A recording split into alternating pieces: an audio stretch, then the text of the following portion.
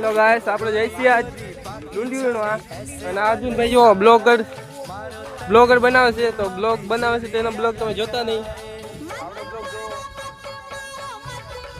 ડુંડી ચાલુ થઈ ગયું છે, તો આપને ડુંડી ઊંડતા ઓછું ફાવશે એટલે બ્લોગ બનાવી છીએ. ક્યાં ડુંડી બતાવો તો, ક્યાં એમ બતાવો.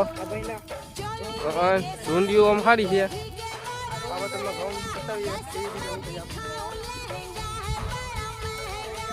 જો આયા ઘઉં,